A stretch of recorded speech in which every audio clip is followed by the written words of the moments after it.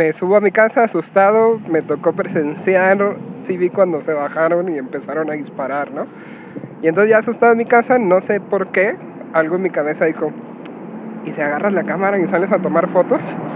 Bueno, en ese entonces tenía muy poca experiencia, nada, y tomé las fotos que pude, ¿no? Entonces al ratito llegó la policía, me sacó del área, pero pues a los 2-3 días ella me compró el chaleco antibalas para poder ir a la guerra y una plaquita de esas de soldado, ¿no? De las de soldado. Okay. Estas plaquitas son bien fuertes que me la lleva mi mamá porque al final de cuentas sirven para identificar los cuerpos y que puedan regresar a los países de origen o a sus familiares, ¿no?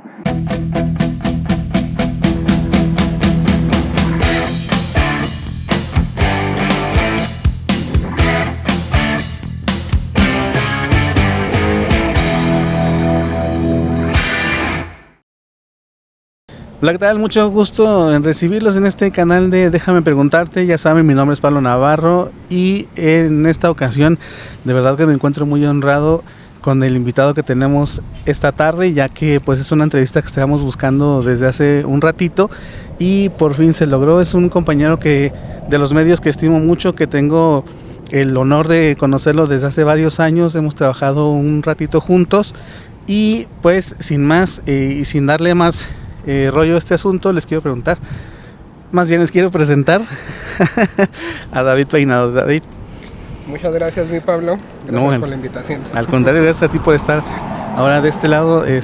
Sabemos que por lo regular estás acostumbrado a estar detrás de los lentes de la cámara y justo sin micrófonos, pues bueno, en esta ocasión pues para mí es muy especial que estés justamente aquí con nosotros.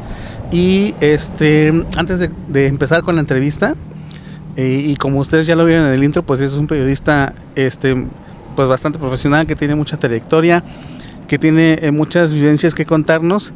Pero además de esto, pues déjenme pedirles que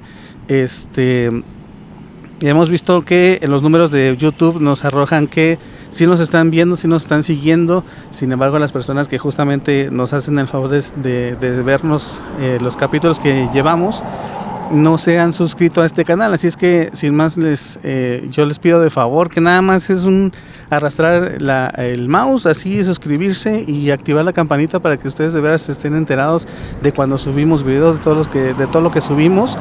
Y pues sigan estas historias de verdad que estamos consiguiendo para ustedes de Ciudad Juárez y ahora de todo el mundo.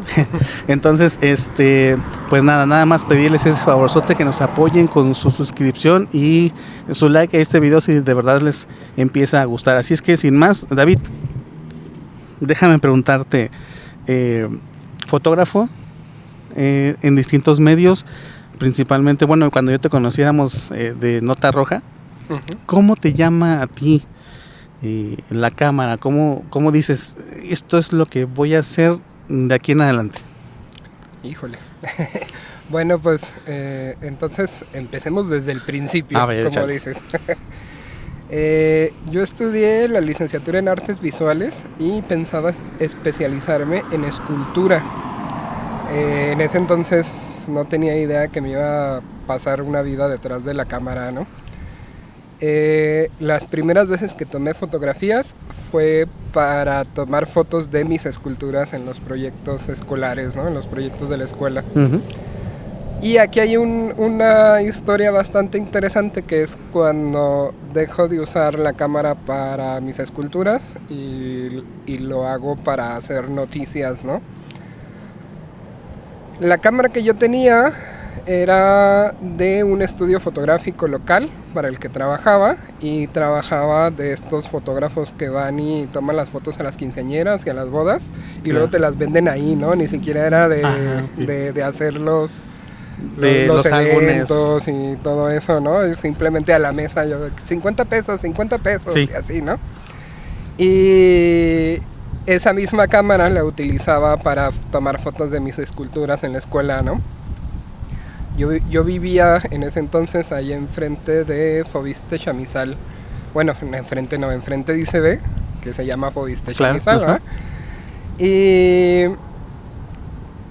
no recuerdo el año exacto, por allá anduviera siendo entre el 2008 y el 2010, la verdad es que no recuerdo bien, pero si recuerdas, pues fue la época de la violencia más fuerte aquí en Juárez, ¿no? Y resulta que yo iba saliendo para comprarme una hamburguesa en la, digamos, en la hamburguesería de la esquina, ¿no? Así, en el puestecito del barrio. Ajá. Y pues en que voy a medio camino y llegó una troca y se bajan y asesinaron a todos los que estaban en el puesto de hamburguesas. Pues ya yo me bajo, yo me subo a mi casa asustado, o sea, por los balazos y todo. Y no sé qué se dio, no sé qué pensé, no sé por qué. La moto estuvo muy fuerte. Pero... Ay, disculpen ustedes un poquito, pero ya saben quienes nos siguen que pues, quedamos al aire libre y pues es una de las cosas que puede pasar. Y wow. Entonces me subo a mi casa asustado, me tocó presenciar, digamos que no súper cerquitas, pero sí vi cuando se bajaron y empezaron a disparar, ¿no? Y entonces ya asustado en mi casa, no sé por qué, algo en mi cabeza dijo, ¿y si agarras la cámara y sales a tomar fotos? Y eso hice, ¿no? Agarré la cámara. Recuerdo que cuando bajé, había todavía algunos de ellos respirando, así como en esto, así en sus últimos momentos de muerte. Y lo primero que hice fue empezar a llamar al 060 para pues pedir ayuda, ¿no? Porque dije, pues esto acaba de pasar, chance, y ni siquiera lo han reportado, ¿no? Uh-huh. Ni siquiera las autoridades tienen idea, ¿no? Y para que les brinden la atención, para ¿no? Que les brinden la atención. Y pues ya yo hice el reporte y empecé a tomar fotos. La verdad es que fueron fotos muy malas, pero pues pensadas en ese momento yo en que entre más gráfico, mejor. Pero pues ahora que soy más adulto me doy cuenta que no, o sea, en ese entonces tenía muy poca experiencia, uh-huh. Nada, y tomé las fotos que pude, ¿no? Entonces al ratito llegó la policía, me sacó del área, hicieron el acordonamiento y empezaron a llegar otros periodistas. Y me acuerdo que yo le di las fotografías a un jefe de fotografía de aquel entonces y le dije así que, pues a ver si le servían, ¿no? Salieron publicadas y después me marcaron y me dijeron así como que pues no te podemos pagar, pero pues si quieres venir de practicante, okay. Pues vente de practicante, ¿no? Y de ahí para adelante pues ya no dejé de hacer fotografía en medios y periódicos y todo, o sea, ¿no? Básicamente en La Fuente, digámoslo así, de manera romántica te encontró, ¿no? O sea, digo, de una tragedia, pero vas, tomas la cámara, haces las fotos y te hablan para ya participar en un medio. Sí, es curioso. La verdad es que todavía me pregunto yo por qué salí a tomar esas fotos. No. Lo que decíamos ahorita antes de empezar a grabar, ¿no? Unas ciertos comportamientos que una persona normal no hace, tal vez. Sí. Nosotros ahí estamos, ahí vamos, y pues, sí. ¿Qué te digo? Sí. Oye, entonces, comienzas de practicante y ¿hasta cuándo ya ves un cheque por esto que empiezas a hacer? Después de ahí, bueno, no sé cómo andas con los anuncios. Échale, tú échale. No, del mismo periódico Norte, un compañero me consiguió trabajo formal con La Polaca. Okay. Y ahí ya es que empiezo a recibir ya, digamos, un cheque formal, ¿no? Mientras estuve de practicante, pues ahí me ayudaban con la gasolina, con algo para comer o algo, pero uh-huh. No un cheque formal, ¿no? Y justo eso, ¿no? La Polaca al final de cuentas estaba dedicada a nota roja, básicamente, y pues seguía haciendo violencia, ¿no? Oye, ¿La Polaca qué ha sido en La Polaca? Ya ni sé, fíjate. Yo creo que se desapareció, la verdad es que si alguien sabe, ahí pónganos en los comentarios, porque sí era un medio que iba para arriba, que iba muy constante, pero pues muchos que uh-huh. hay desaparecen aquí en Juárez, ¿no? Oye, ¿qué empiezas a ver? ¿En qué fuente te ponen? ¿Cómo está este asunto? Bueno, en la polaca fue policíaca, o sea, fui dedicado básicamente a hacer muertos. Tampoco recuerdo el año exacto, pero habrá sido después del 2010, se me hace. Y pues todavía había bastante violencia, aunque ya había bajado un poquito en comparación del 2008 y del 2009. Pero todavía había bastante que hacer en ese ramo, ¿no? A mí me gustaba, me fascinaba la adrenalina que se siente salir a las calles, buscar la información, este tipo de cosas. Y me compré en las segundas un radio de esos para un escáner. Claro. Y era grandote el escáner. Entonces yo lo conecté con un convertidor de corriente a mi carro. Y ahí estaba yo escaneando las escenas. Monitoreabas, ¿no? Ajá, sí, monitoreando la señal de los policías o de la Cruz Roja, ¿no? Y para mí fue como, o sea, también era bien interesante porque yo no me sabía las claves ni nada. Ajá. Yo nomás escuchaba una dirección y iba, ¿no? Y a veces no estaban haciendo nada, a veces los policías estaban comiendo o así, ¿no? Pero me gustaba, ¿no? O sea, me fui aprendiendo las claves en base a estarlo escuchando y luego ya pues algunos policías o paramédicos me veían ahí, me decían, no, es que esa clave no es y que no sé qué, mira, mejor esta. Sí, cuando y escuches esta, ahí sí. Sí. Prueba y error, prueba y error. Prueba y error, ¿no? Pero fue parte de lo entretenido, fue parte de lo bonito, ¿no? O sí, sea... pues sí, de cierta manera. Es una manera de aprender y justo algo que yo creo que en la actualidad ya no se da. Pues justo ahora las claves de las radios de las corporaciones policíacas ya son más avanzadas, son unos radios encriptados que ya no se pueden escanear tan fácil como ahora, ¿no? Entonces necesitarías robarte uno de esos radios para saber qué escuchan ahora. Oye, policíaca, el primer evento, sabemos que tienes mucha experiencia, el primer evento que te haya tocado cubrir a ti que tal vez te hizo cuestionarte, ¿qué estabas haciendo ahí? Híjole, así como que del primer evento como tal no me acuerdo, ¿no? Pero me acuerdo de muchos eventos que me marcaron, ¿no? Que no se olvidan, ¿no? Y uno así que se me ocurre así de rápido, o sea, el primero que se me viene a la cabeza fue un asesinato dentro de una agencia de autos. Pues uno le gana la adrenalina a veces y me metí hasta adentro de la agencia, como que llegué muy rápido y pues el cuerpo estaba en uno de los sillones donde estaba él esperando a ser atendido. Y pues nomás lo vi como sentado, normal y recargado para un lado. Y de alguna manera sí dije así como que me pasé. Creo que esta fotografía la debía haber tomado desde afuera, no desde aquí, ¿no? Pero pues también me hizo cuestionarme mucho acerca de la violencia que se estaba viviendo, ¿no? Claro. Como en realidad no les importó entrar a la agencia, y en ese entonces no les importaba básicamente nada. Y pues me hizo pues reflexionar acerca del trabajo que estaba haciendo, ¿no? De que probablemente estaba arriesgando de más mi vida al momento de sacar ese tipo de fotografías, ¿no?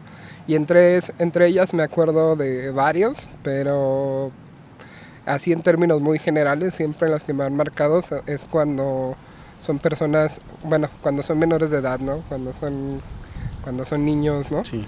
Y luego, pues, en aquel entonces, pues me acuerdo que no era que atacaran directamente a los niños, pero pasaba que los niños iban con sus papás y pues tocaba que murieran niños y de esas escenas pues a veces se quedan en la cabeza por mucho tiempo, ¿no? Y más si eres de los primeros que llega y Ajá. todo esto.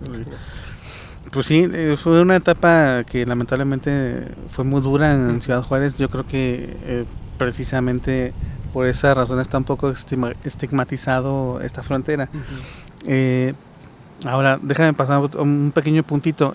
Policíaca no es solo homicidios, todo este tipo de cosas. También, por ejemplo, podría comprender en cierta medida accidentes. Uh-huh. ¿Alguno que te haya marcado también? Bueno, normalmente no es como tal que me marquen, pero El que te acuerdas, así. No, o sea, a lo que voy es que me tocó cubrir accidentes de personas que conocía. Oh. ¿Sí me explico? Sí. Y eso también es como medio fuerte, ¿no? Me acuerdo un accidente por ahí, por el ejército. No recuerdo el cruce exacto. Pero cuando llegué a tomar fotos me di cuenta que era la esposa de un amigo y sus hijos, ¿no? Aunque hubo lesiones, afortunadamente nadie perdió la vida, estaban todos bien, pero siempre es fuerte llegar y ver caras conocidas, ¿no? Ver gente que conoces, ¿no? Ha habido otros,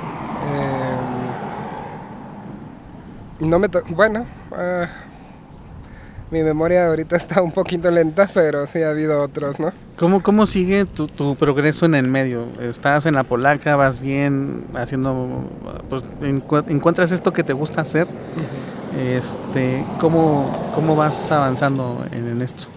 Sí, es a lo que iba, porque luego salgo de la polaca para entrar al Diario de Juárez, que en aquel entonces yo entendía el diario como el mejor periódico del momento, uh-huh. Pero me contratan para hacer sociales, ya ni siquiera me contratan para hacer lo que ya hacía, ¿no? Que era violencia. Y no se me dio, bueno, yo creo que sí se me dio, que sí tomaba fotos bonitas, pero luego pues hubo ahí unos malentendidos con la editora de sociales. Esto está ahí medio, está bien, es una anécdota que no cuento mucho, pero creo que es interesante, ¿no? Ahí por un pleito con la editora de sociales, porque para ellos, digamos que yo era una persona nueva en los medios, decidieron no pagarme unos días de trabajo. Y lo que yo hice, dije, pues es que tú eres sociales y tú vendes las páginas de lo que yo tomo. Uh-huh. Si no lo vas a publicar, si lo vas a publicar y lo vas a vender, me tienes que pagar. Y si no me vas a pagar, pues no las puedes usar. Y un día llegué y borré mis fotos de los días que no me habían pagado y había páginas que no habían publicado. Y me corrieron de muy mala forma. La editora básicamente me dijo que con esa actitud no iba a llegar a ningún lado y que no iba a volver a pisar un periódico en mi vida, ¿no? Wow. Y fue intenso porque después me vuelve a contratar el diario, pero ahora sí para hacer hard news, noticias y cosas por el estilo, ¿no? Entonces fue así como que...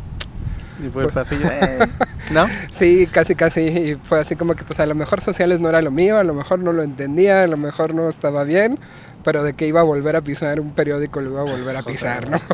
Muy bueno. O sea, es que, pues, vaya, tu talento está más allá un poquito, o sea, pues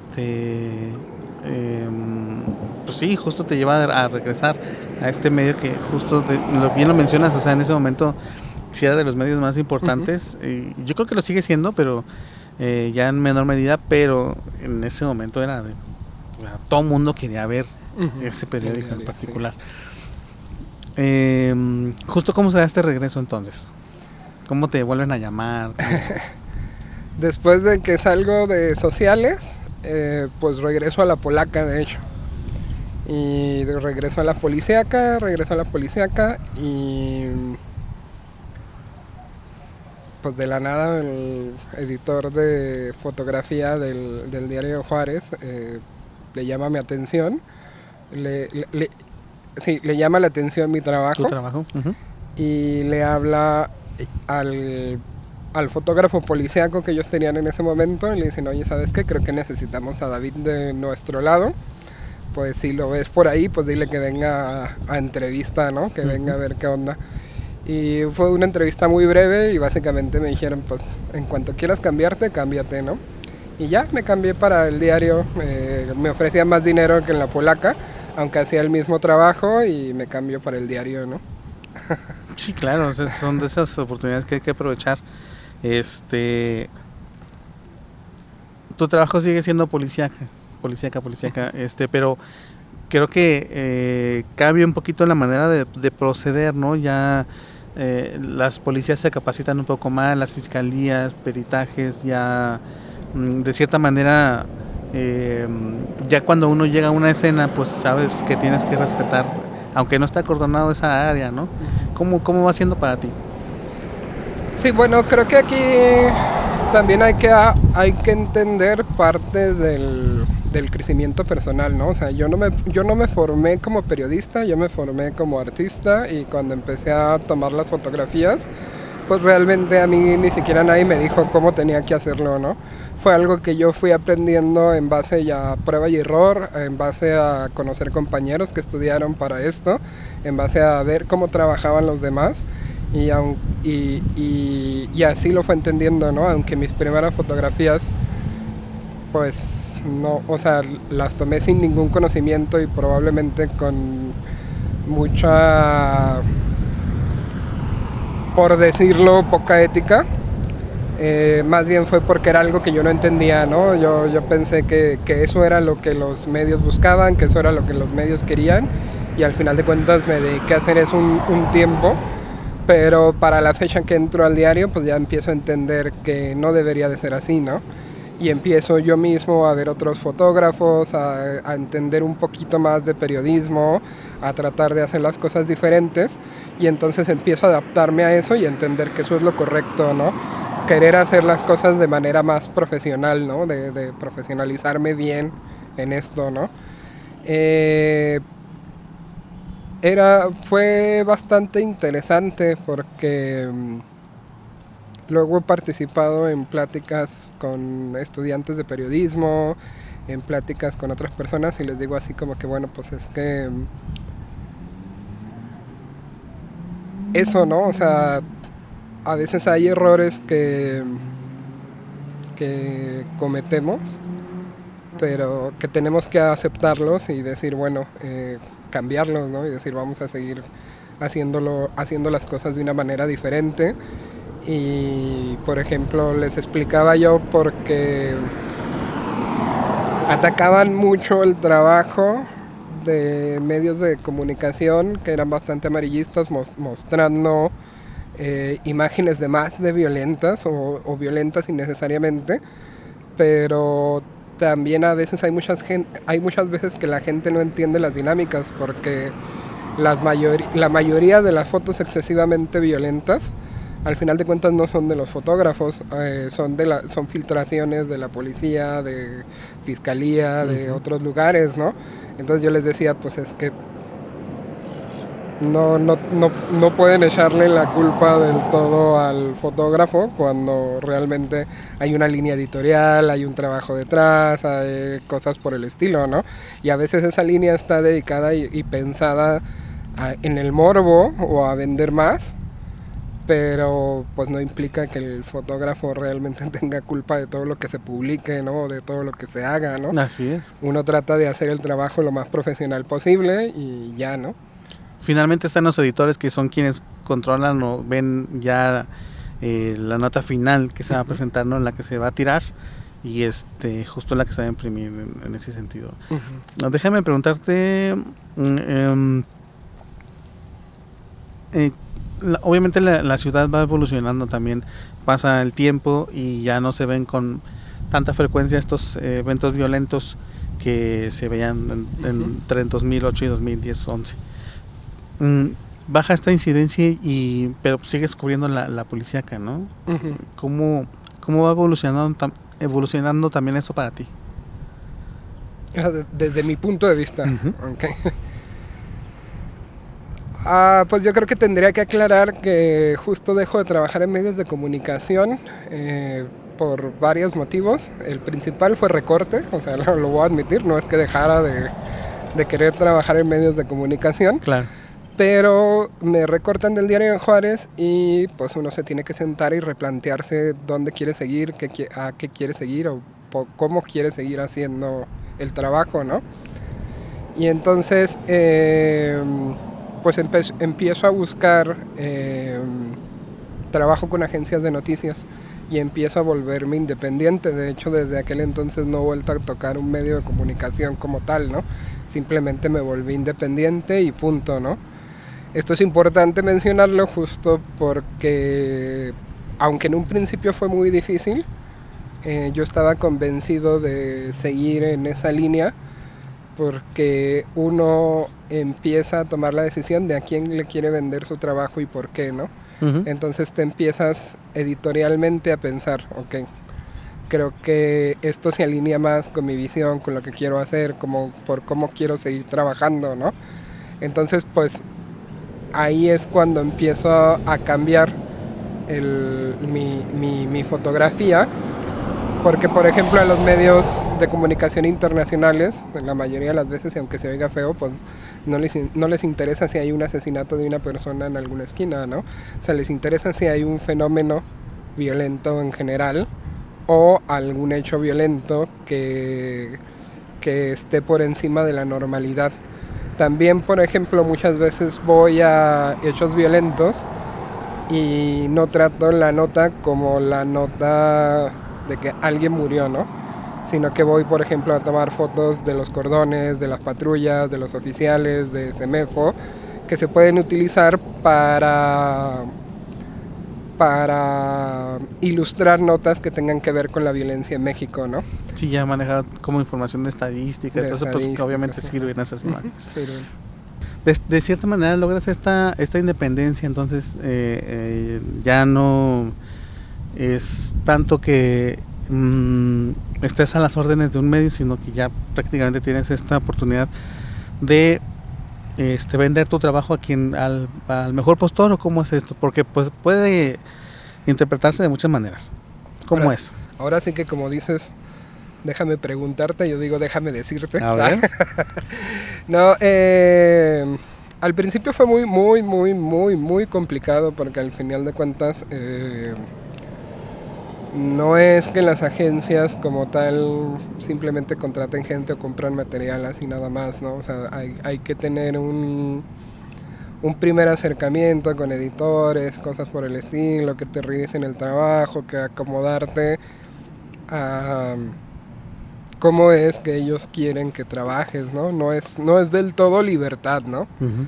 Pero al final de cuentas, pues yo me acuerdo que yo le decía a muchos, a ver, si no me estás pagando un sueldo, yo te estoy ofreciendo un servicio, ¿no? Si yo te estoy ofreciendo un servicio, pues yo tengo la libertad de decirte, pues esto no te lo quiero vender, o esto sí, ¿no?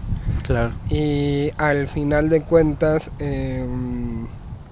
eso fue lo que me gustó, ¿no? O sea, me dio la independencia de poder buscar mis propios temas que me interesaban, temas que yo les tenía corazón, que yo quería seguir, lejos de que me mandaran a hacer un hecho en específico, un lugar en específico, ¿no? La verdad es que al principio fue súper difícil. Estamos hablando de que ganaba 4,000 pesos al mes. O sea, yo regresaba a mi casa súper casi... complicado. Sí, yo regresaba a mi casa súper estresado, súper así sí. Como que, ¿qué hago con esto, no? Que 4,000 pesos al mes yo creo que apenas para pagar servicios y con mucha suerte, ¿no? Uh-huh. Pero había algo en mí que decía, pues esto es lo que quiero seguir haciendo, ¿no? Y tengo que seguir y tengo que no rendirme, ¿no? Entonces, así como me adapté a estos cambios cuando no entendía cómo hacer la nota roja, cuando hice muy malas fotografías, cuando trabajé para medios que lo que querían era más la foto violenta, o cuando hice policíaca, pues tuve que volverme a adaptar a cómo funcionan las agencias de noticias, ¿no? Tuve la fortuna de que un editor de una agencia pues me tendió la mano y empezó a apoyarme, y se abrió como un canal de comunicación, ¿no? O sea, él me daba consejos, me decía, no, mira, hazla así, es que tal vez si haces esto podemos venderlo. Lo entendiste mejor. Y cosas por el estilo, y lo fue entendiendo, ¿no? Y justo eso, ¿no? O sea, entender que, bueno, varias cosas, ¿no? Una de las más importantes es que no siempre una imagen ilustra una nota. A veces la nota complementa la fotografía, y la fotografía y en la fotografía se cuenta la historia, ¿no? Entonces, entenderme no tanto como un ilustrador de notas, sino como un periodista, ¿no? Entonces tuve pues hubo ahí como un proceso como medio extraño, ¿no? Porque yo no entendía eso, ¿no? Porque yo decía, pues tengo que escribir, y me decían, no, o algo leve, o nomás algo ahí del hecho, y acá lo terminamos de escribir, ¿no? Entonces resulta que mis fotografías eran la base de la información, ¿no? Lo que yo veía era la base de la información, Desde ¿no? ahí se desarrollaba. Desde ahí se desarrollaban notas o cosas por el estilo, ¿no? Y pues es bien interesante, ¿no? O sea, luego me tocó defender, pues eso, ¿no? Pasar de ser un fotógrafo que aprieta el botón porque sí, a realmente decir, bueno, quiero dar mi punto de vista, ¿no? Quiero mostrarle a la gente lo que yo estoy entendiendo de esta situación, ¿no? Y esa línea editorial pues se fue alineando con otras agencias, con otros medios de comunicación que llevaban más o menos en la misma línea de pensamiento que yo tenía, de cómo quería tratar una noticia, de cómo se entendían las cosas, y eso me fue abriendo puertas en otro lugar, ¿no? Pero al principio todo el mundo me dijo que no, así, todas las agencias a las que iba me decían no. Y creo que tiene mucho que ver justo porque yo traía el chip de trabajar en medios locales, que es como muy diferente, ¿no?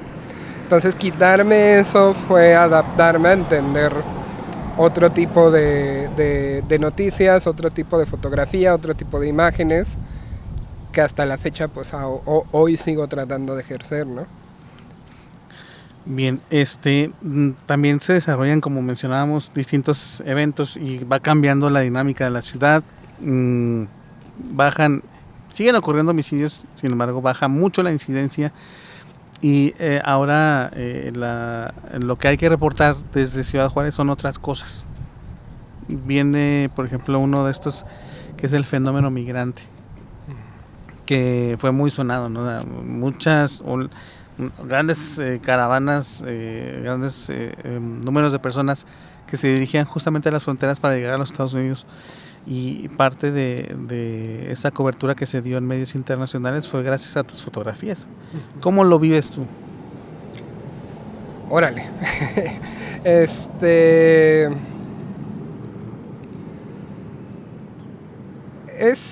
interesante. Pues parte de esta adaptación pues justo es entender que las fotografías forman un documento histórico importante, lejos de medios de comunicación. Cuando yo empecé a retratar el fenómeno migrante, yo no estaba pensando para quién iba a vender las fotografías, cómo le iba a hacer, o sea, no lo veía como digamos, como un trabajo. Una de las cosas que tenía en mi cabeza decía, pues esto es un hecho histórico. Y tener este registro es importante. No me importa si me lo compran, no me importa si consigo dinero de esto, no me importa realmente nada. Simplemente quiero documentar un hecho histórico, ¿no? Y a lo mejor no lo dije en tus preguntas pasadas, pero eso es algo que siempre me ha movido desde la cámara, ¿no? En alguna plática que di por ahí, le decía yo a las personas que yo fotografío para entender la vida yo, para entender los fenómenos, las tragedias, la violencia, la ciudad, yo. Y la cámara para mí simplemente se hizo una herramienta para tener este acercamiento Claro. a lugares que yo podía entender, ¿no? Entonces, pues justo, no es que no hubiera hechos violentos, pero había menos, había pocos, empieza el fenómeno migratorio y me traslado un poco a empezar a documentar esto. Incluso cuando documentaba hechos violentos, hay puntos bien importantes porque también lo hacía por eso, ¿no? O sea, qué mejor que un periodista independiente tuviera un registro de los hechos violentos y no dejárselo únicamente a los gobiernos, ¿no? O sea, los gobiernos muchas veces, a mí me tocó entender que ocultan las cifras o maquillan las cifras para decir, este sexenio la ciudad fue menos violenta, ¿no? Sí, claro, cuando tu registro dice lo contrario, lo contrapone, ¿no? Entonces, desde que yo registraba hechos violentos, pues tenía eso en la mente, ¿no? La importancia de llevar un registro histórico de algo, ¿no? De decir, es que quiero que este número, que estas fotos queden ahí, que queden en la historia, ¿no? Para la posteridad. Y luego se vuelve bien intenso, ¿no? Volviendo un poquito para atrás. Una vez estaba cubriendo un hecho, bueno, no un hecho, es una situación cultural donde unos artistas urbanos fueron a pintar una colonia normalmente conocida como una colonia muy violenta, ¿no? Sí.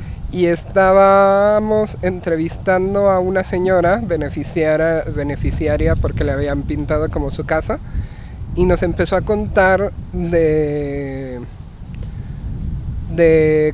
cómo le había afectado la violencia a ella, ¿no? Y entonces empezó a contar, no, en tal año mataron a mi hijo, y en tal a mi primo, y en tal a mi tío, y así, ¿no? Y yo tenía fotografías de todos esos sucesos que esa señora estaba contando, ¿no? O sea, cuando empezó a decir calles, cuando empezó a decir situaciones, en mi cabeza dije, wow, yo fotografié básicamente. Yo tengo las fotografías de cada vez que mataron a un familiar de esta señora, ¿no? Y fue bien intenso, ¿no? Pero al final de cuentas, pues tampoco me arrepiento porque el registro histórico tiene que existir, ¿no? O sea, es importante contarlo, ¿no?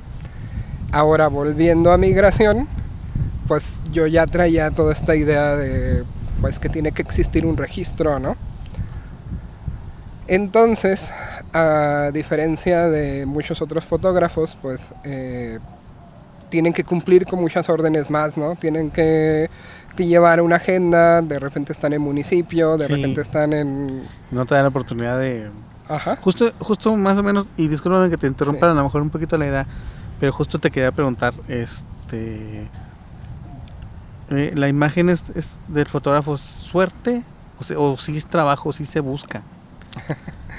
Hay un montón de... Una gran parte es suerte y otra gran parte es insistencia. De hecho, un poquito, a mí siempre me han dicho que soy bien aferrado. Bien aferrado, ¿no? Si no, pregúntales a los de la Guardia Nacional. Ahorita contamos esa. Bueno, ahorita nos cuentas esa. Sí. Échale. Y ese aferramiento, pues me ha llevado a sacar buenas fotografías, ¿no? Yo siempre he dicho de mí mismo que no tengo un talento en realidad, que mi talento es insistir hasta que sale una, ¿no? Entonces, de 1000 fotografías que yo haga, probablemente tengo 3 buenas, ¿no? Pero el punto es que pues voy a llegar a las 1000 buenas o a las 2000 buenas, bueno, no buenas, ¿no? A hacer las 2000, 3000, 4000, 5000 fotografías hasta que realmente saque. Pero vas a tener la fotografía. Ajá, la fotografía, ¿no? Y justo eso es a lo que iba ahorita, es eso, ¿no? Como independiente, pues yo tenía el tiempo para pasar las horas buscando una fotografía, ¿no? Entonces no tenía un horario, no tenía un sueldo, no tenía un jefe, no tenía absolutamente nada y básicamente me volví un loquito que caminaba en el río Bravo hasta encontrar las fotografías, ¿no? Oye, una que recuerdes justo de esta travesía migrante, Incluso creo que una de tus fotografías es ganadora de un premio. Sí.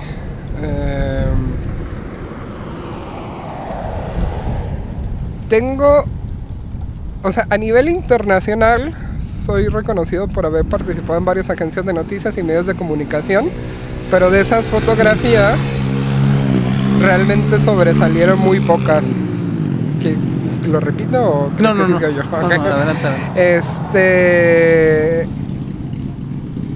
Hay 3, 4 fotografías mías que han sido premiadas en diferentes lugares, ¿no?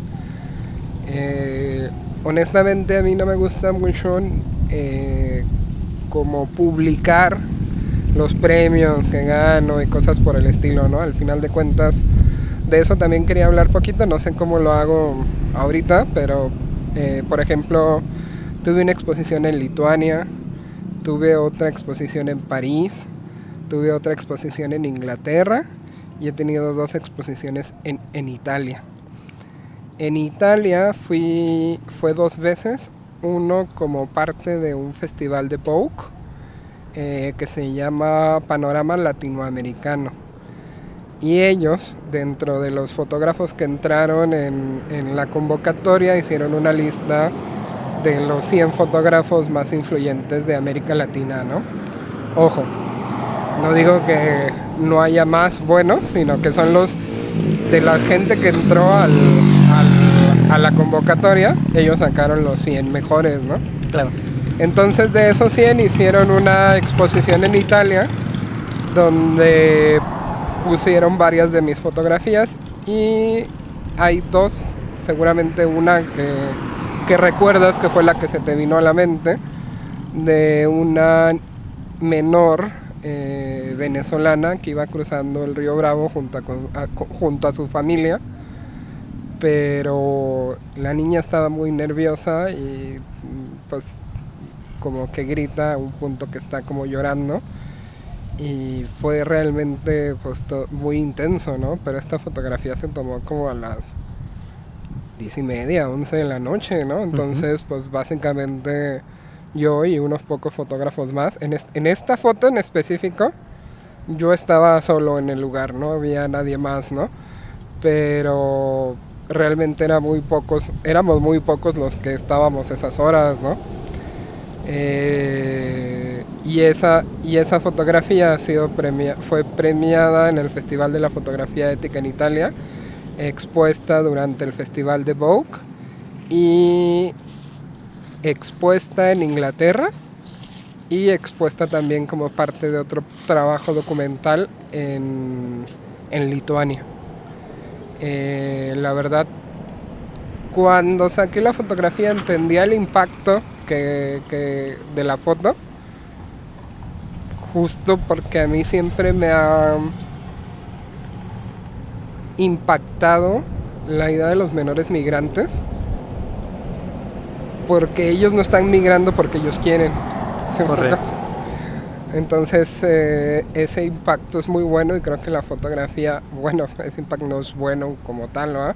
Pero ese impacto causa que la fotografía no se te olvide, que te quede en la cabeza esa fotografía, ¿no? Tiene un sentido y tiene, podríamos decirlo, ya lo dije hace rato, como románticamente, vida, prácticamente. Al solo verla te das cuenta de la magnitud que justamente fue toda esta pues travesía migrante, ¿no? Básicamente podría resumirse todo en esa imagen. Muchos, yo creo, en lo personal yo lo pensaría así, porque no es menos el riesgo que vivieron todos los días. Muchos contaban pues muchas historias, sobre todo muy crudas, que vieron en la selva, y básicamente eso ya estar como flotando para llegar a una parte donde ellos creen que van a estar a salvo, pues. Y eso era parte como importante de la fotografía, porque la niña está agarrada de la mano de su papá, la mamá ya estaba un poquito más al frente con el hermano, y la foto está tomada justo en el momento que ella está dando como el paso para adelante mientras sigue agarrando. Y entonces parte de lo importante es que entre comillas, el último paso, porque pues de ahí les queda mucho trabajo cuanto a documentación, tanto a ver si se pueden quedar realmente, pero es el último paso para entrar al país que ellos tienen la esperanza de entrar, ¿no? O sea, está a punto de tocar la línea entre los dos países que tienen ellos el sueño de estar desde que salieron de sus casas, ¿no? Y eso es parte importante de esta fotografía también. Ahora, somos obviamente humanos, nos ven, nos pueden escuchar. Sí. Y obviamente no es solo una persona detrás de la fotografía apretando un botón. Tienes sentimientos, tú de alguna manera, pues percibes el dolor o la alegría, dependiendo obviamente de la imagen que estés tomando, de las personas a las que estás viendo. Por ejemplo, hay un como programa que se da que es de personas migrantes que se acercan a abrazarse con las personas, con sus familiares que no se han visto en mucho tiempo, y ahí como que cuando tú estás viendo eso como periodista de cierta manera te contagia un poquito la alegría, ¿no? Ves esta imagen, pues de cierta manera también te causa algún sentimiento. Regresando un poquito al tema de homicidios en Juárez, cuando ves una escena de un asesinato y llegan los familiares, me imagino que te tocó muchas veces, pero ¿qué se siente cuando estas personas cuando llegan y ven a su ser querido ahí pues tendido ya sin vida? Híjole, esa pregunta está bien fuerte. En un principio, cuando yo no entendía acerca de lo que yo estaba tratando de producir, siempre trataba de buscar la imagen del familiar cuando llegaba, ¿no? Ahora es un poquito más, ahora es diferente porque hay que darle el respeto al luto, ¿no? El respeto a las familias, ¿no? Una cosa es cubrir un hecho violento y otra cosa es entrar en la categoría de morbo a través del dolor, ¿no? De monetizar el dolor, de monetizar esto, ¿no? Pero nunca dejó de ser fuerte, ¿no? Una de las reglas para mí de la fotografía siempre fue fotografiar lo que me hace sentir algo, ¿no? Y por eso lo fotografiaba, ¿no? Ojo, tampoco implica que no haya dejado de fotografiar a las familias, pero digamos que había como alguna especie de entendimiento, de permiso entre la familia que yo fotografío a antes, ¿no? O sea, antes, por ejemplo, podía tirar una fotografía con el telefoto de alguna familia en el momento del impacto. Ahora trato que la familia entienda que estoy tomando fotografías, y si ellos me dicen que no, pues simplemente no las uso, las borro o hago lo que tenga que borrar, ¿no? Porque también contar el dolor puede formar parte de la historia, también contar el dolor es parte de, ¿no? Por ahí alguna vez tuve una discusión con algunos amigos y compañeros, y les decía, es que si no fotografías el dolor, si no hay un registro del dolor o de la tragedia, pues entonces probablemente le estamos mintiendo a la historia del país. No es que le estés mintiendo, no es que quieras lucrar como tal, aunque hay una especie de entendimiento del lucro, porque al final de cuentas algunos medios de comunicación lucran con el dolor. No contarlo, maquillarlo, decir que no pasa, pues también está mal, ¿no? Entonces estás omitiendo esa parte. Estás omitiendo esa parte, ¿no? Entonces lo que hice fue tratar de contarlo desde el respeto, ¿no? O sea, por ejemplo, no es lo mismo tomar al familiar directo a la cara que tal vez de espaldas o en otra situación que pudiera funcionar más como para la imagen, aún así guardando un respeto, ¿no? Y por ejemplo, yo nunca me niego a negar nunca me niego a borrar una foto que alguien me pide, ¿no? O sea, eso es parte del derecho de las personas, y pues hay que respetarlo, ¿no? Sin embargo, pues sí es bien fuerte, ¿no? O sea, me ha tocado muchas veces, pues al momento que te subes a tu casa y vas de regreso a la oficina o a tu casa, pues hasta se te sale la lagrimita, ¿no? Dices, híjole, y si fuera mi mamá y... Es que hay veces como que esos... Ay, no sé cómo explicarlo, porque justo... Pues que no lo entendemos, pero déjame ver si puedo trasladarlo a que nos entiendan las personas que nos ven. Nosotros llegamos y estamos atrás de una línea. Uh-huh. Aunque no esté acordonado, siempre tratamos de que haya esta línea. Uh-huh. Entonces, tú estás haciendo esa cobertura, pero a veces no te das cuenta que llegan esas personas y te traspasa un grito. Uh-huh. Así, lo escuchas y sientes hasta como que te traspasa. Bueno, a mí me ha pasado, uh-huh, que se escucha ese lamento y, híjole, se siente... Sí, no, se te pone la piel chinita, sí. Hay un algo ahí emocional bien fuerte. Alguna vez me han dicho que los fotoperiodistas o los reporteros, que si no sentimos, ¿no? Y a veces le digo a la gente, no, pues sentimos más, ¿no? O sea, nomás que aprendes a transformarlo, aprendes a guardarlo y a lidiar con el dolor de otra manera, ¿no? No, uh-huh, es que no sientas, ¿no? Simplemente lo tratas diferente, ¿no? David, déjame preguntarte otra cosa. Ya nos hablabas un poquito de las exposiciones que han logrado tus imágenes, hasta dónde han llegado. Obviamente ya cuando se publican en internet, en estos medios, o sea, obviamente a todo el mundo. Pero tu cámara, ¿a ti, a dónde te ha llevado?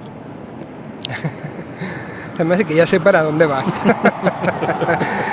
Pues mira, cuando empecé con esto de ser fotógrafo independiente, tenía en la cabeza que para lograr mantenerme en este lugar tenía que hacer fotografías de algo que fuera de interés internacional, ¿no? Y uno de los primeros viajes que hice fue a la frontera entre Venezuela y Colombia, por ahí del 2017, no recuerdo la fecha exacta, la verdad. No me acuerdo si era finales del 2016 o principios del 17, por ahí. Uh-huh.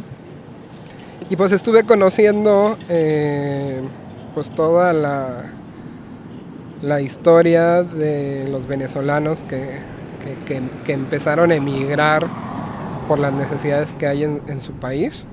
Si quieres contamos esa historia completa, aunque pues también, por ejemplo, estuve en Ucrania, he estado en Guatemala, he estado en El Salvador, he estado pues casi en todo México, casi en toda la frontera norte, casi en toda la frontera sur y gran parte del centro del país. También en partes de Estados Unidos y lugares así, ¿no? Hay, pues ahora sí que dime por dónde quieres empezar, porque hay historias bastante intensas, principalmente en Centroamérica, la frontera entre Venezuela y Colombia y Ucrania, ¿no? Justo, ya dije, yo espero que la mencione. Ucrania porque pues... o sea, obviamente no se minimiza ningún otro conflicto, ninguna uh-huh, otra situación en el mundo, pero creo que esta es la que pues ha profundizado más, pues ahora sí que a nivel global, es la que incluso todavía estamos platicando y todavía no se termina. Uh-huh, sí, pues es una guerra que continúa, ¿no?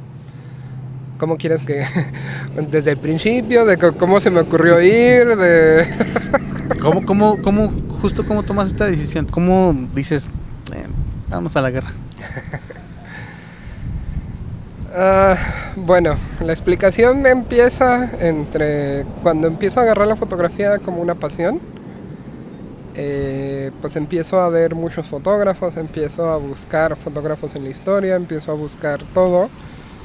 Y para mí, o sea, yo veía en documentales, yo veía en libros, en revistas, en internet, pues las fotografías que se tomaban en la guerra, ¿no?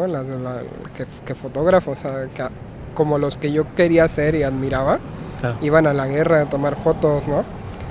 Y desde esas primeras fotos, para mí siempre de alguna manera fue un propósito alguna vez cubrir un conflicto de este tipo, ¿no? Se quedó en eso. Simplemente dice, ay, alguna vez quiero ir a cubrir un conflicto, tiene que ser parte de mi carrera, es importante para mí entender cómo funciona una guerra, ¿no? O sea, entender esto, ¿no? Bueno, va como con partes, es parte, sí, pero bueno. Así quedó.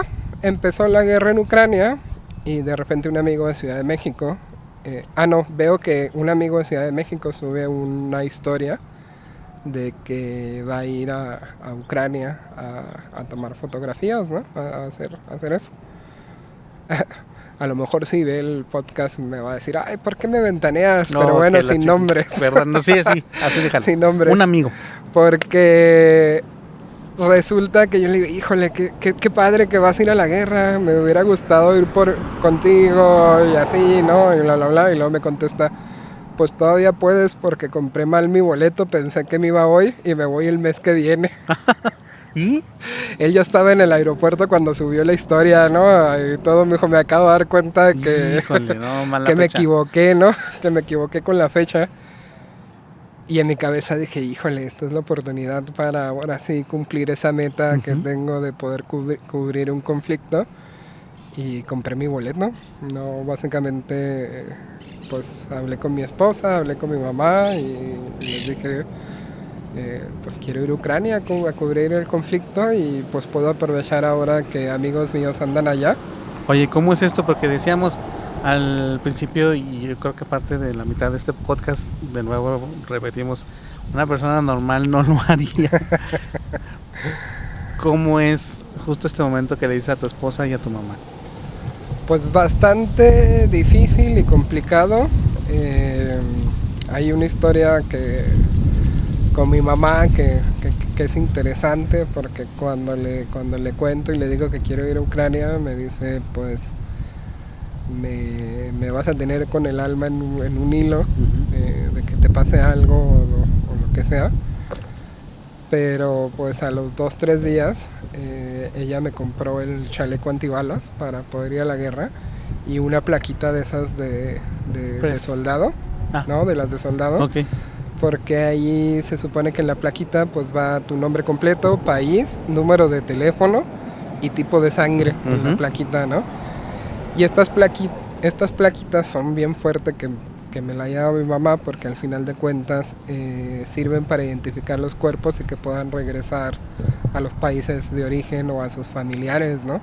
De cierta manera, pues sí es algo fuerte, pero tu mamá quería asegurarse de que regresaras, como fuera. Sí, exactamente, ¿no? O sea, me dijo, Wow. pues prefiero que pues si te mueres regreses, aunque sea el cuerpo, o saber qué pasó de ti, a que si te mueres y nunca más saber qué pasó, ¿no? Que te quedaste en aquel país, ¿no? Claro.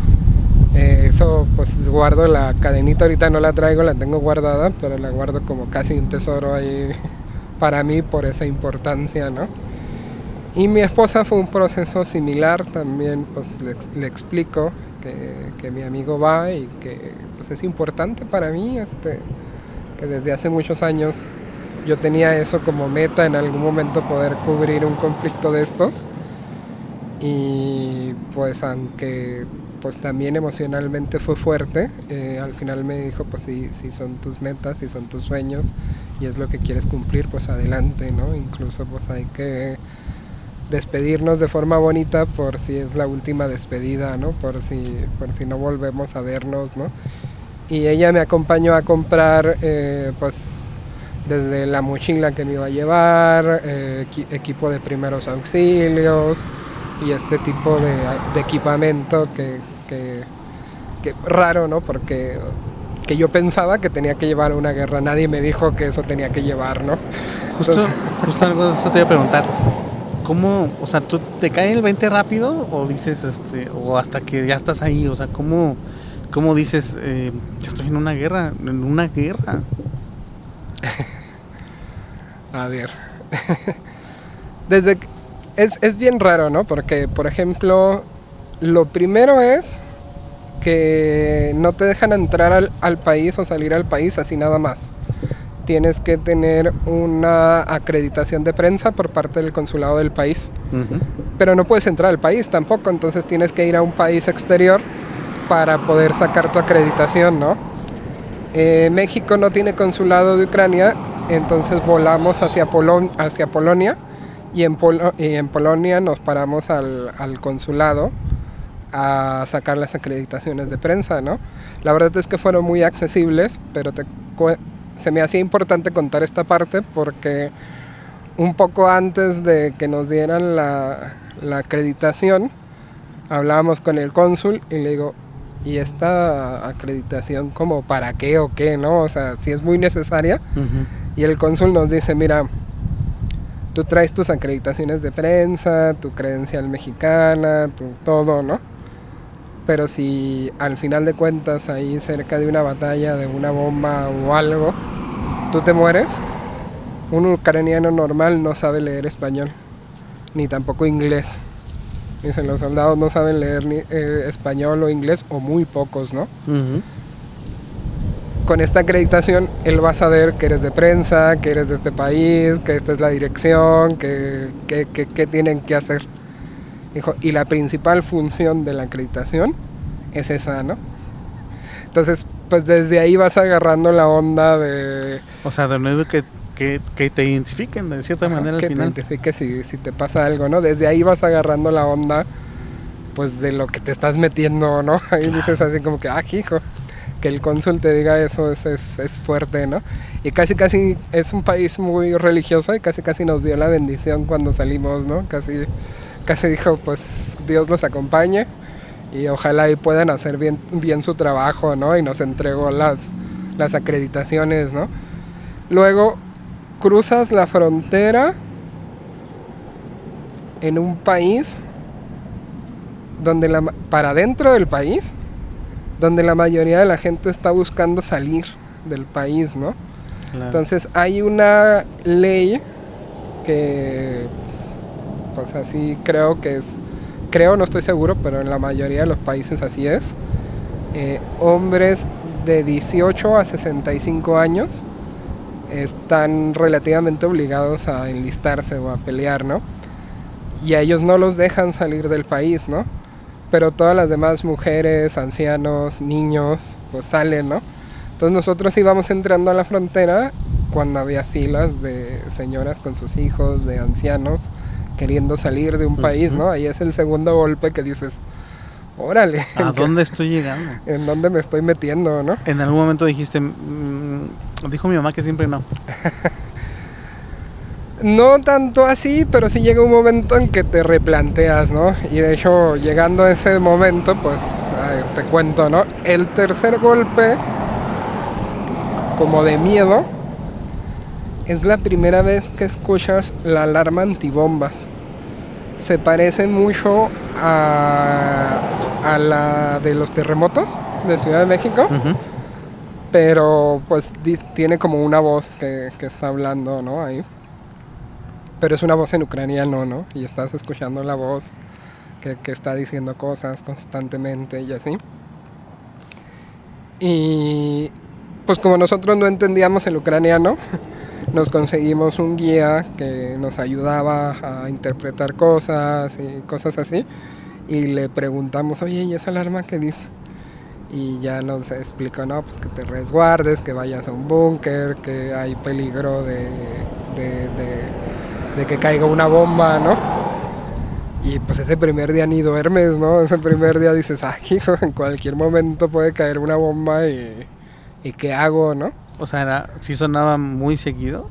Sí, es un proceso como de aprendizaje, porque de hecho nosotros pensábamos que mientras la alarma estaba encendida podía caer una bomba y cuando se apagaba no. Ajá. Pero el punto es que es una bomba de inicio de peligro y luego una alarma de inicio de peligro y luego una alarma de final del peligro.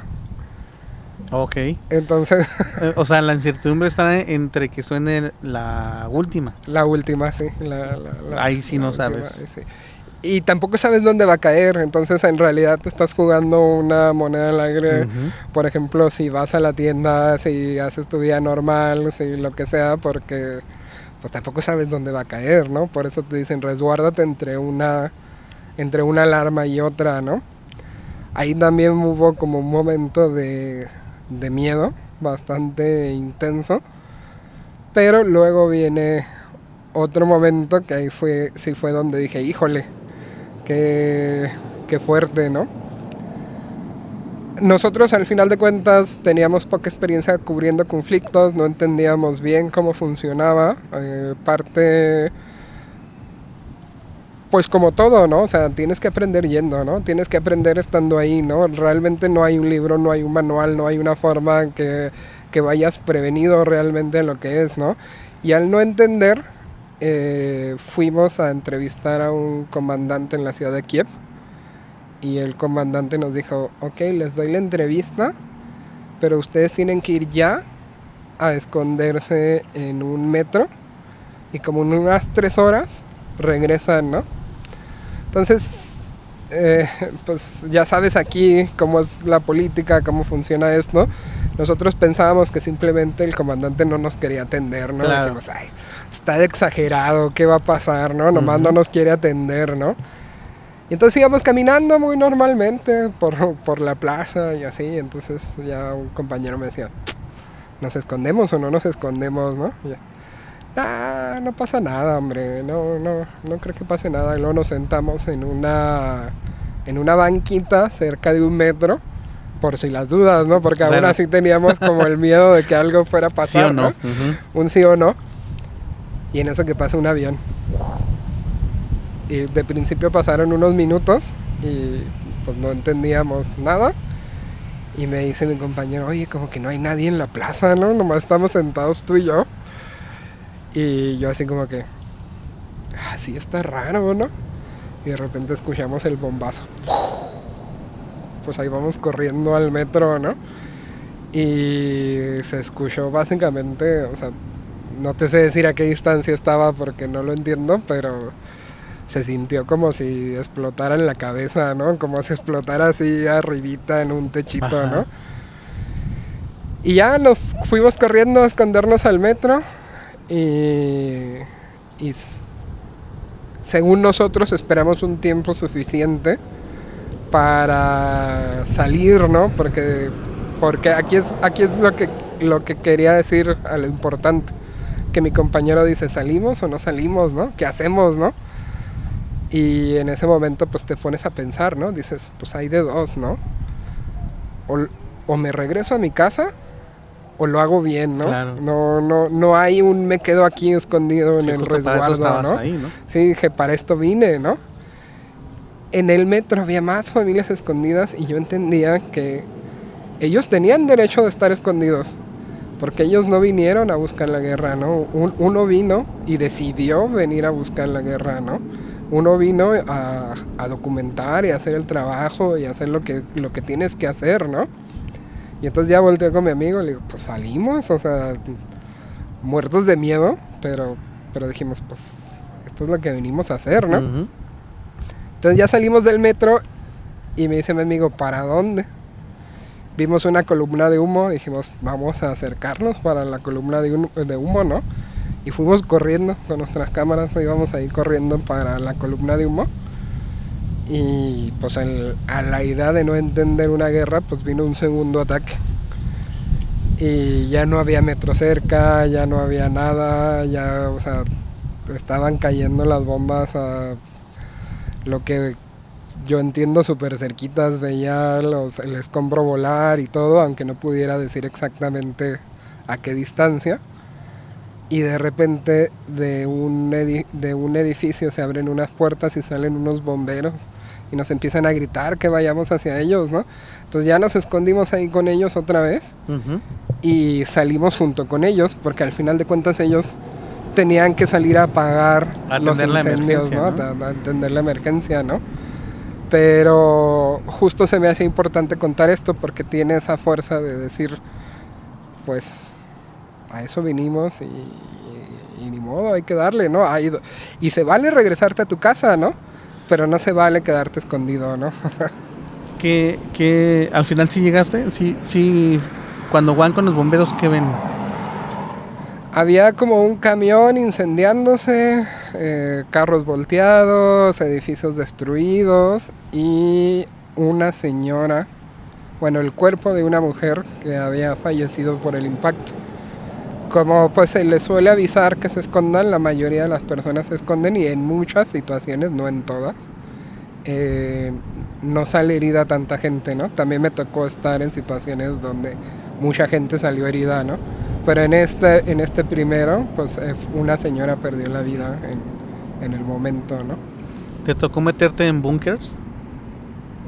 Búnkers, por decirlo de alguna manera, ¿no? Bueno, ¿a qué te refieres con búnkers primero? Bueno, lo que nos imaginamos todos, ¿no? Que es un cuarto subterráneo hecho de concreto grueso que te va a proteger de cierta manera de un bombardeo.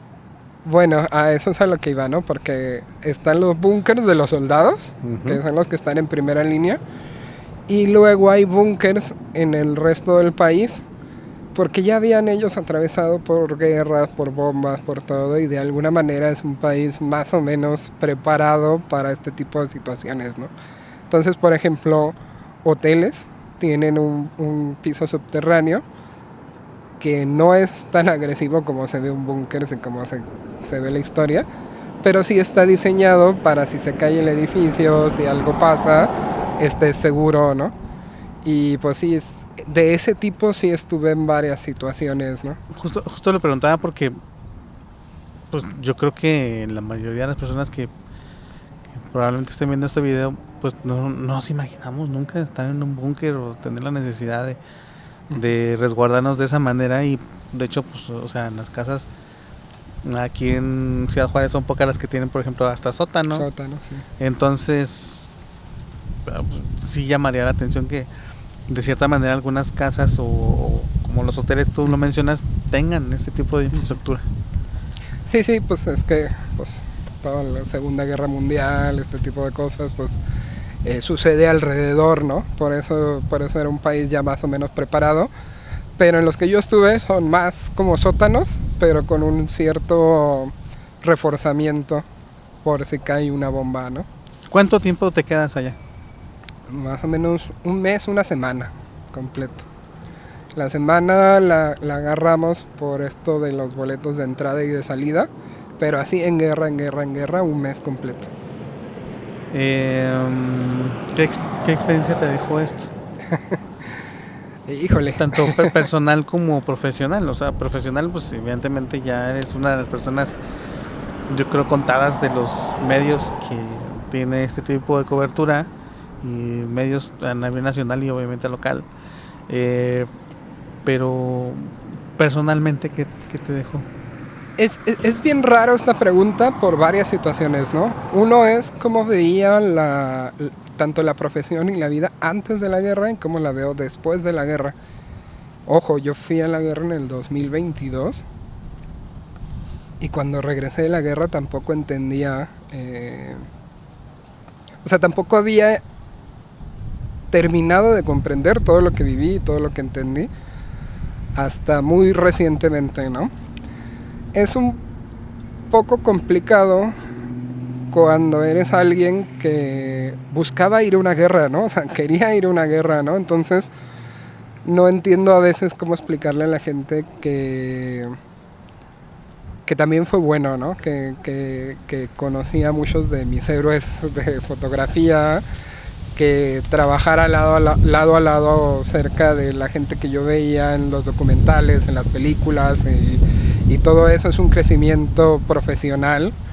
Tener esos contactos, haber vivido este tipo de situaciones, pues me resultó en un aprendizaje profesional alto, ¿no? Pero también hay un montón de cosas emocionales que hoy en día me cuestiono si realmente valió la pena o no, ¿no? O sea, también pues hay que entender que una fotografía no vale tu vida, ¿no? O sea, una foto no vale la pena arriesgar tu vida por una fotografía, ¿no? Y luego tuve conversaciones tanto con compañeros que fueron conmigo, tanto con otros compañeros que han cubierto este tipo de situaciones, y hablábamos justo de las afectaciones emocionales que te puede traer el haber visto tanto, ¿no? El haber visto tanta desgracia, ¿no?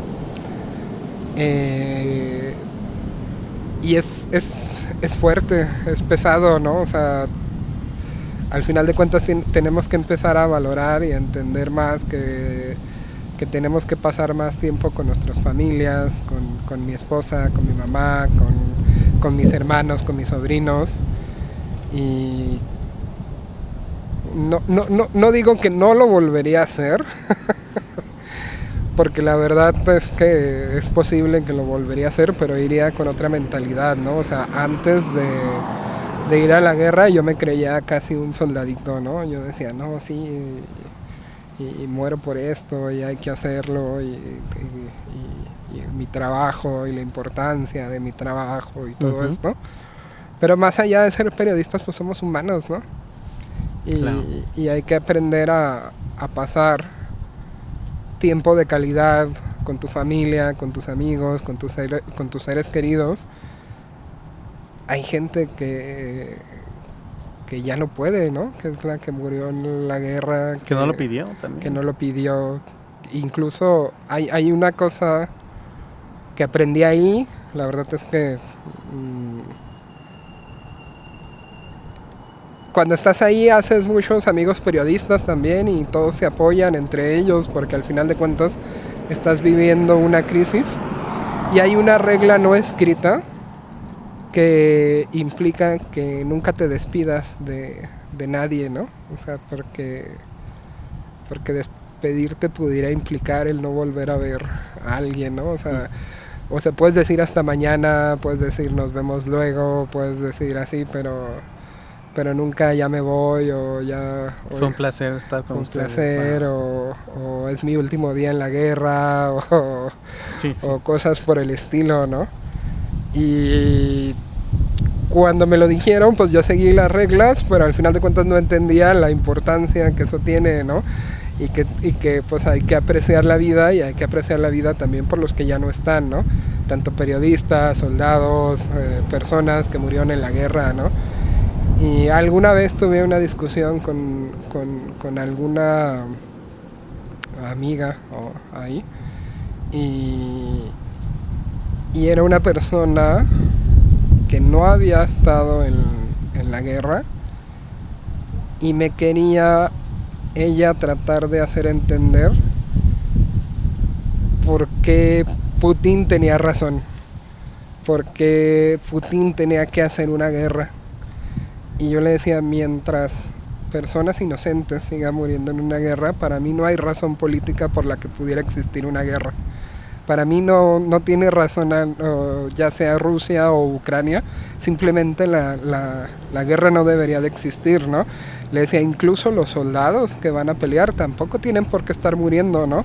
Al final de cuentas la gente va a la guerra por cuestiones políticas que ni siquiera están pensadas en la humanidad, en la familia. Que son de un grupo, al final de cuentas es un grupo muy reducido que decide por todos los demás, y que en la mera hora resulta en eso, lamentablemente. Y justo como te digo yo, ¿no? O sea, ahora que yo me empiezo a valorar la idea de que ninguna fotografía vale mi vida, también la de los soldados, ¿no? O sea, no vale la pena, no vale la pena perder la vida en una guerra que ni es tuya, ¿no? Que son de intereses políticos, de intereses económicos, de intereses monetarios, nunca del interés del ser humano, ¿no?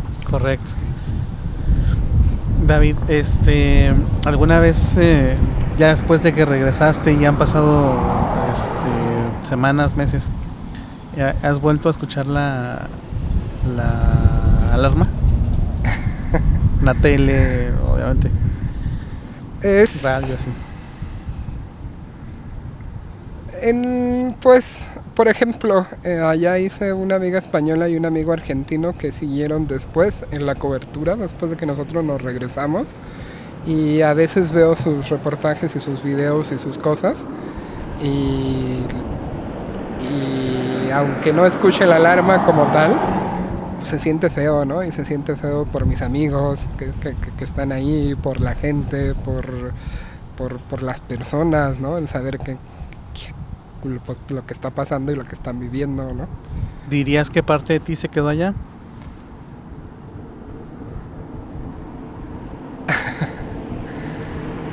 Tal vez, ¿no? O tal vez parte de mí se murió allá. No sé. Pues regresó otro David entonces. Es bien curioso porque estoy por cumplir 40 años. Y ya pasaron 2 años, casi 4 años de que fui a la guerra. Uh-huh. Y hoy empiezo a entender que sí, los primeros años que fui a la guerra yo regresaba y decía, no pasa nada, ¿no? O sea, esto no me afectó, no es importante, ¿no? O sea, al final de cuentas es mi trabajo, es lo que tengo que hacer, es lo que decidí. Pero hoy en día pues me doy cuenta que me afectó más de lo que pensé. Tanto para bien, entre comillas, que me ayudó a valorar otras cosas de mi vida, tanto para mal, ¿no? O sea, es extraño, pero hoy me doy cuenta que sí me cambió, ¿no? Incluso a la hora de hacer mis fotos, ahora se refleja otra personalidad, ¿no? Desde hacer mis fotos con más respeto, con más cuidado de mí mismo, de mi persona y de los demás, ¿no? De las personas que fotografío, ¿no? David, esta plática de verdad me está resultando sumamente interesante. Son cosas que yo te conocía, pero creo que estoy redescubriéndote de cierta manera. Y lamentablemente el tiempo se nos está terminando, pero me acabo de acordar que tenemos un pendientito ahí. A ver. El de la experiencia que tuviste, decías que tú eras muy insistente. Ajá. Y que esa insistencia pues de cierta manera te ha dado pues buenos frutos, pero también algunos conflictos, y mencionaba por ejemplo el asunto con los guardias nacionales. Platícanos un poquito de esto ya para despedirnos. Híjole, sí, vamos a tratar de hacerlo un poquito resumido, pero sin entrar pero contando lo más importante, ¿no? Al final de cuentas paso mucho tiempo en lugares o situaciones que, como dijimos antes, las personas normales no están ahí, ¿no? Así es.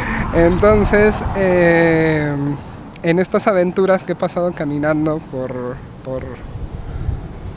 la orilla del río, pues tienden a llamar la atención de las corporaciones policíacas, ¿no?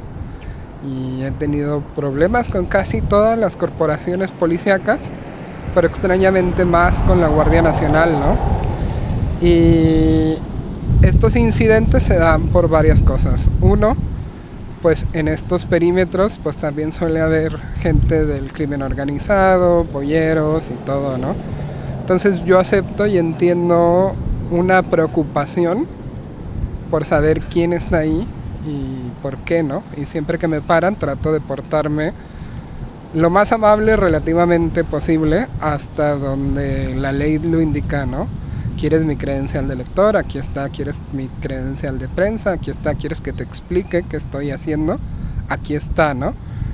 Pero al final de cuentas, pues también es trabajo de nosotros defender la libertad de expresión, defender nuestro trabajo y saber que lo que estamos haciendo no tiene nada de malo y que es importante que se cuente esa historia y que existen esas fotos, ¿no? Uh-huh.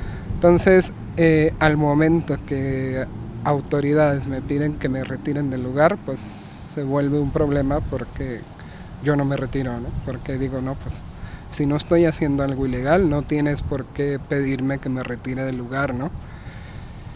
Y los que suelen ser más insistentes con que me retire del lugar, pues suele ser la Guardia Nacional, ¿no? ¿Por qué? No sé. Quiero yo pensar que es un desconocimiento de la libertad de expresión, de las leyes, de libre tránsito incluso. De libre tránsito y cosas por el estilo. quiero yo pensar. Tengo teorías también que tiene que ver con que mi apariencia no suele ser tal vez la de un periodista común. O sea, tengo tatuajes, pelo largo, barba y cosas por el estilo, y suelo tener varios problemas con ellos. Hubo un problema en específico que salió en noticias, de hecho en todo México, salieron noticias en todo México, que es un momento donde llego yo al Río Bravo, normal, como hago todos los días, sobre todo en aquel entonces. Sí. Y se acerca un guardia nacional a pedirme documentos, ¿no? Le doy todos mis documentos, coopero hasta donde se puede. Hasta que el guardia se pone a pedirme los documentos de mi carro. Entonces yo así como que, pues si no eres tránsito, ¿no? O sea, ¿para qué quieres los documentos de mi carro? Ojo, yo no estaba en mi carro. O sea, cuando me empiezan a pedir los papeles, ni siquiera ni estaba manejando, ni estaba en mi carro, ni estaba pasando nada. Mi carro estaba estacionado. Debo de aceptar también que mi carro sí tenía incumplimientos porque no había pagado mis placas en un par de años. Pero es algo que no le debería de interesar a la Guardia Nacional. No le compete, ¿no? Pues en su ejercicio por sus funciones. Aún así, ya molesto, no me niego, pero ya voy con una actitud de, oye, pues es que eso ni siquiera te toca, ¿no? O sea, ya le hago entender así, pero si quieres está bien, vamos, ¿no? Al momento que entro yo al carro, por alguna razón que no entiendo, la verdad, el guardia se empieza a poner más agresivo y me empieza a empujar, y por reflejo, que es lo que siempre hago, trato yo de grabar la situación, ¿no? O sea, simplemente por grabar, y me empieza a tratar de quitar la cámara. Hay ahí problemas, se acerca policía estatal, se acerca policía municipal, y pues ellos empiezan a defender al Guardia Nacional, ¿no? O sea, ellos empiezan a defenderlo a ellos. Yo así como que, a ver, es que mi problema no es con ustedes, mi problema es que él me está agrediendo, ¿no? O sea, al final de cuentas, a quien deberías de ayudarme es a mí, yo soy el ciudadano y él me está agrediendo, ¿no? Eso terminó, al final de cuentas, fue un momento muy fuerte para mí porque hice una denuncia en Derechos Humanos, hice una denuncia en Fiscalía, no tanto por la agresión, porque al final de cuentas no me dejó ni marcas, ni daños, ni nada, sino por el impedimento de mi trabajo, que me consta, a mí por lo menos, que eso era su intención, ¿no? O sea, no te voy a dejar tomar fotos, no te voy a dejar hacer tu trabajo, ¿no? Y para mí pues es una violación grave el hecho que no me dejen hacer mi trabajo, ¿no? Llegaron otros compañeros periodistas que pues me apoyaron en la situación y al final terminan yéndose, ¿no? Pero luego pasé un proceso muy duro y difícil al momento de tratar de conservar la demanda, porque los únicos testigos que había, pues resulta que son los policías, ¿no? Y para los policías yo era el que estaba mal, yo no quería, y aunque hubo una organización, ahorita no recuerdo el nombre, que me apoyó con abogados y todo para que yo manteniera la demanda, llegó un momento que se hizo muy cansado y dije, y muy cansado emocionalmente también, ¿no? O sea, muy cansado, dije, no puedo seguir con esto, y terminé diciéndole al abogado, ¿sabes qué? Mejor retiramos la demanda. Solamente pues me doy cuenta de lo triste que es que no haya protocolos de seguridad correctos para los medios de comunicación y que pues se siga faltando siga habiendo esta falta donde las corporaciones piensan que te pueden impedir seguir haciendo tu trabajo, ¿no?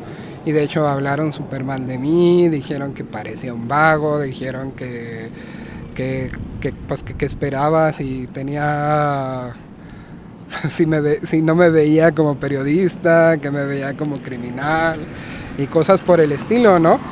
Pero pues ellos ni siquiera saben ni entienden cuál es el trabajo de un periodista o de un periodista independiente, ¿no? Creen que tienen el poder de hacer las cosas. Y estas cosas que mencionas supuestamente están reguladas por los protocolos que supuestamente deben de seguir, en la que no se deben de dejar influenciar o guiar por la apariencia de una persona. Lamentablemente, pues las cosas que pasan aquí en México, no dudamos que pasen en otros lados, pero la constante que siempre pasa en este país. Y pues bueno, yo encantado de tenerte, que nos sigas platicando. Lamentablemente pues se nos acaba el tiempo. ¿Algo más que nos quieras compartir hoy? Se me quedan muchas preguntas. Yo creo que sí vamos a hacer una segunda parte. Yo creo que sí la tienen que esperar, porque sí se nos quedan muchas preguntitas en el tintero, ahí en la bodeguita, pero más adelante yo creo que sí las podríamos sacar.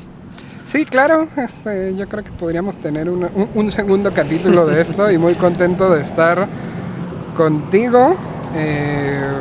Crecimos juntos en esta carrera, empezamos desde abajo y pues fuimos creciendo, y muy contento de colaborar contigo en esto. Pues muchas gracias, David, de verdad te agradezco el tiempo, el espacio.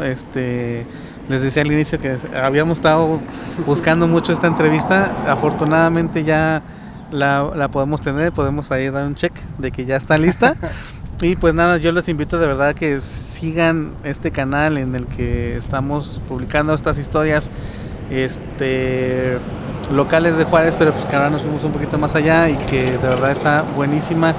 Yo te agradezco muchísimo el tiempo, el espacio, que nos hayas tenido la confianza de compartir estas historias que hasta cierto momento, cierto punto son pues muy tuyas, personales, y pues que nos hayas regalado estos minutos. Muchas gracias, David. Gracias a ti. Y pues bueno, insistirles nuevamente que estén siguiendo lo que estamos haciendo en Déjame Preguntarte podcast, ya que estamos, como les decía, presentando estas historias. De verdad, nada, no les quita nada. Bajen ese cursor ahorita mismo, suscríbanse, activen la campana. De verdad que nos apoyan y nos siguen ayudando mucho a seguir con este proyecto, que pues en lo personal yo digo, porque yo lo hago, es muy importante. Creo también documentar las historias de personas que de cierta manera nos parecen comunes, pero que hacen un cambio en nuestro día a día. Así es que por favor apóyennos, suscríbanse, denle like, y por favor también compartan este video, que llegue a muchas personas, y que estas historias de verdad se conozcan a través de toda la ciudad y del país, o internet, del mundo, galaxia, lo que sea. Y ya que estábamos aprovechando que estaba viniendo el 3i Atlas, pues ya también se lleven esto de recuerdo. Así es que ya lo saben, activen la campanita, suscríbanse. Muchas gracias y nos vemos el próximo viernes.